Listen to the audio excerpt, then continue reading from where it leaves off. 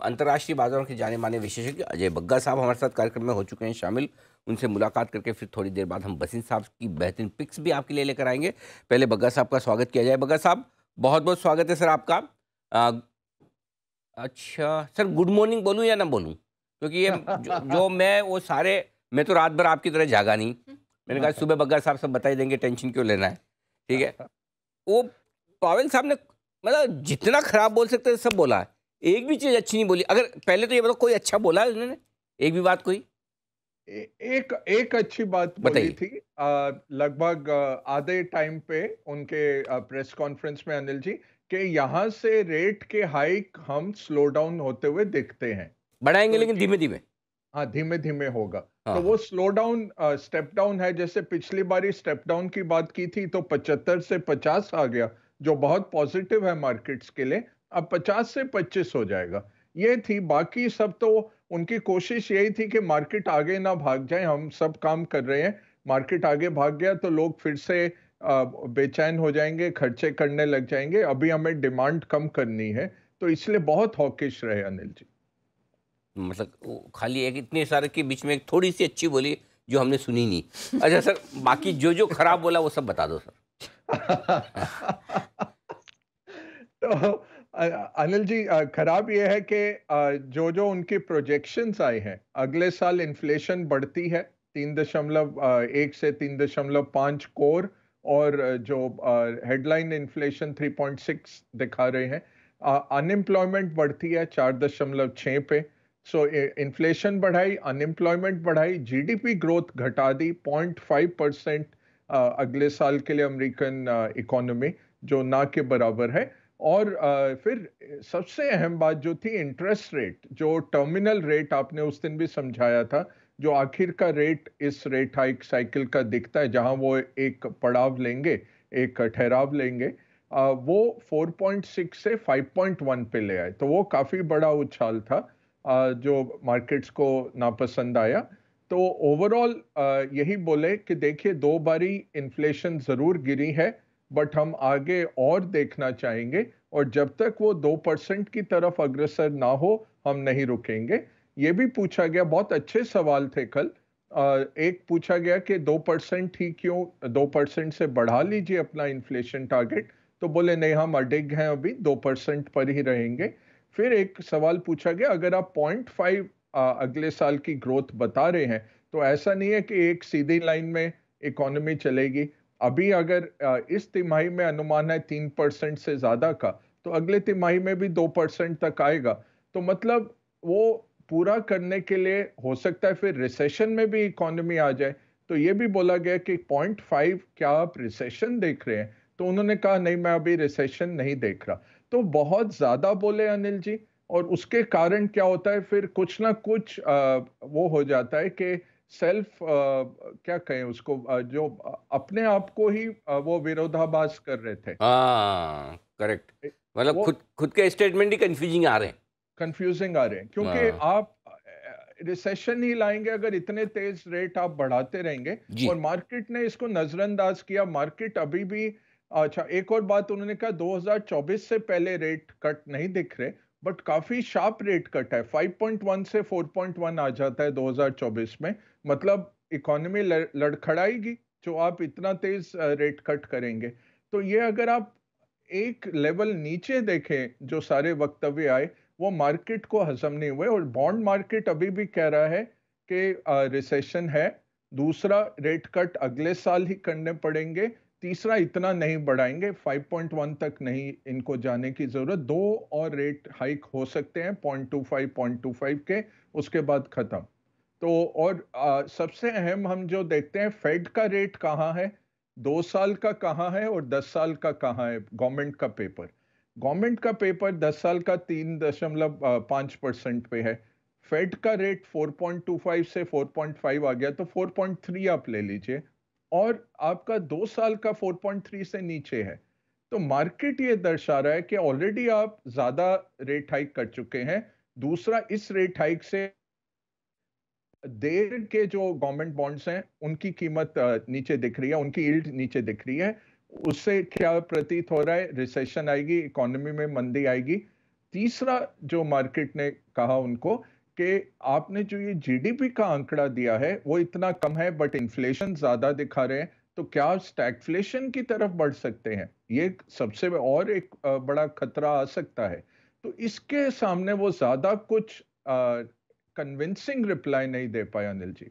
45 minute बोले, ये बात अच्छी है कि वो महात्मा गांधी को कोट नहीं करते, इधर उधर की बात वो सब नहीं करते, सीधा बोलते हैं और ये उसके नहीं बावजूद आधा बोलते। घंटे बोल गए सर। 45 मिनट्स 45 मिनट, बड़, सॉरी।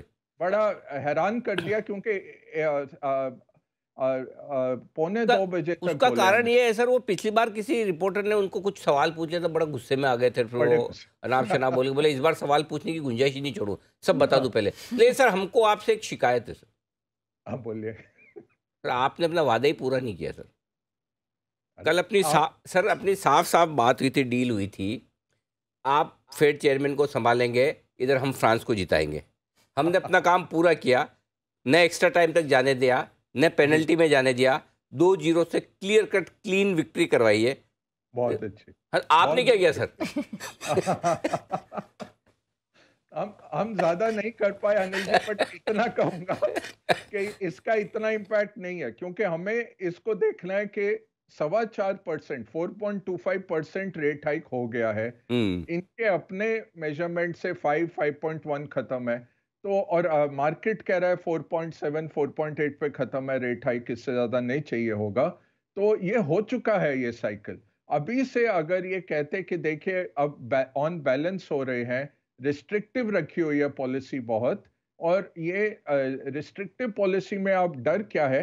पिछले इस जून का जो आंकड़ा था सीपीआई का 9.1 था, तो बेस इफेक्ट से ही जून में ही आप देखेंगे हेडलाइन अमेरिका की 3 से 3.2 तक आ जाएगी, हेडलाइन इन्फ्लेशन।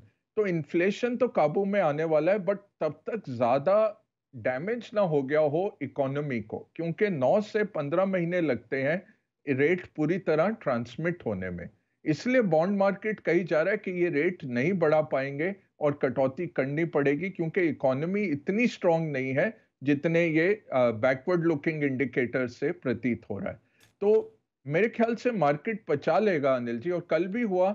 डाउ 400 पॉइंट नीचे गया और बंद होते होते एक टाइम पॉजिटिव भी आया, जब इनकी प्रेस कॉन्फ्रेंस खत्म हुई कि सबने राहत की सांस ली, अच्छा चलो हो गया। बट उसके बाद बंद होते होते 1.25 पॉइंट्स तक नीचे था।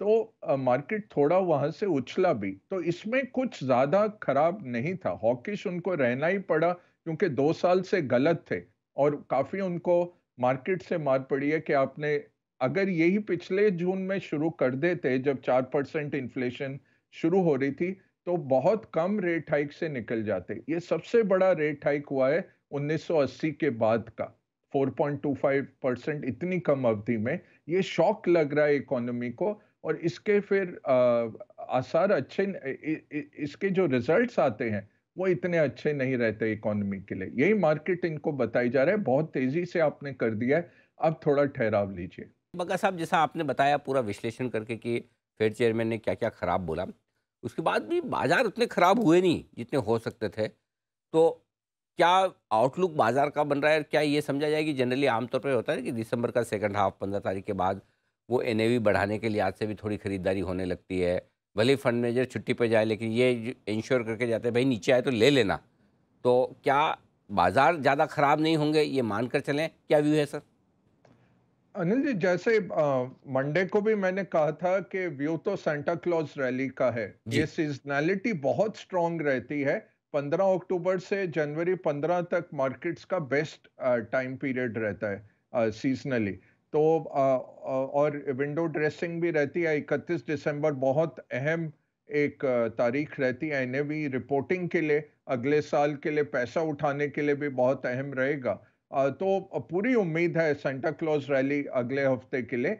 और ये इतना रिएक्शन आज क्यों नहीं हुआ? क्योंकि रिएक्शन पहले हो चुका है। इनकी जो लास्ट स्पीच थी 14 दिन पहले, जब ब्लैकआउट पीरियड में गए, उसके बाद इन्होंने ऑलरेडी ये सब कह दिया था। और तो ये अच्छा है, इनको जरूर श्रेय देना चाहिए। कंसिस्टेंट है, ट्रांसपेरेंट है, पारदर्शिता से पहले ही टेलीग्राफ कर देते हैं कि ये मैं करने वाला हूँ। और इसलिए मैंने कल जो पकड़ा है, इन्होंने कहा कि यहाँ से रेट हाइक इतने तेज ज़रूरत नहीं है, तो वो स्टेप्स हम स्मॉलर लेंगे। उस टाइम पे मार्केट उछला था अनिल जी, जब ये इनका वक्तव्य आया था। मैं पूरे इनके विश्लेषण में से इसको ज़्यादा पकड़ूँगा, क्योंकि ये दिखाता है 1 फरवरी को जब इनकी अगली घोषणा आने वाली है, तो 25 बेसिस पॉइंट आएगा और फिर जनवरी 12 बहुत अहम तारीख हो जाती है, क्योंकि दिसंबर का सीपीआई आएगा। कल अनिल जी यूके का जो इन्फ्लेशन है वो कम हो गया, तो 11.1 से 10.7 आया।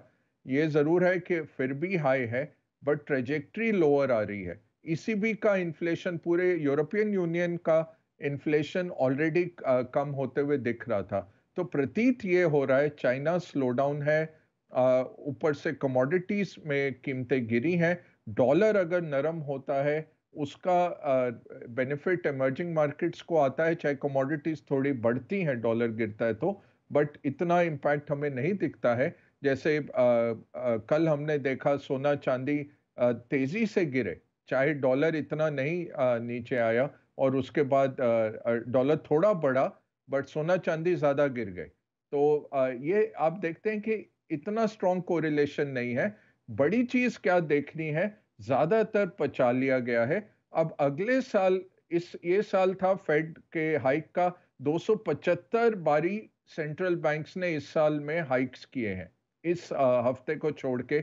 आज नॉर्वे है, स्विट्जरलैंड है, ताइवान है, फिलीपींस है, ईसीबी है, बैंक ऑफ इंग्लैंड है, फिर ये लैटिन अमेरिका आ जाएगा, मेक्सिको और अर्जेंटीना की भी बैठक है कल। तो इस हफ्ते ही 8-10 हो जाएंगे, फिर सब छुट्टी पे चले जाते हैं 15 दिसंबर के बाद। तो 275 रेट हाइक्स का ये साल रहा। ये साल रहा inflation, rate hikes by central banks और यूक्रेन का। अगला साल क्या है, इकोनॉमिक रिसेशन के खतरे का, इससे बचना है। इसमें अगर आपकी इकोनॉमी अच्छा कर रही है, हाँ जरूर भारत में भी थोड़ा ठहराव तो आएगा, बट ज्यादा पैसा भी आएगा, वो सर्च करते हुए आएगा ग्रोथ के लिए। तो हमारे लिए अगला साल अच्छा रहना चाहिए। बट मैं यही कहता जा रहा हूं कि जनवरी फरवरी में एक झटका लगेगा यूएस मार्केट्स को भी, क्योंकि वो अर्निंग्स का जो नंबर है वो नीचे आएगा। $224 का जो नंबर है S&P 500 का, अभी भी वो ज्यादा चल रहा है। 219 220 की तरफ लोग बोल रहे हैं, वो एकदम से नीचे आएगा। पहले जब अर्निंग्स सीजन के बाद जो फॉरवर्ड गाइडेंस आएगी मैनेजमेंट्स की, उसके बाद ये थोड़ा तो एक झटका आके वो मार्केट बॉटम बना लेगा। फिर अच्छा मार्केट है, फिर वो मार्केट है देखने लायक डालने के लिए। वो कितना नीचे जाएगा कहना मुश्किल है, एक लाइन में भी नहीं आएगा, बट अगले 15 दिन अच्छा लगता है मार्केट। सेंटा क्लॉज रैली आनी चाहिए और जनवरी के पहले हफ्ते तक हमें उससे सहारा मिलना चाहिए।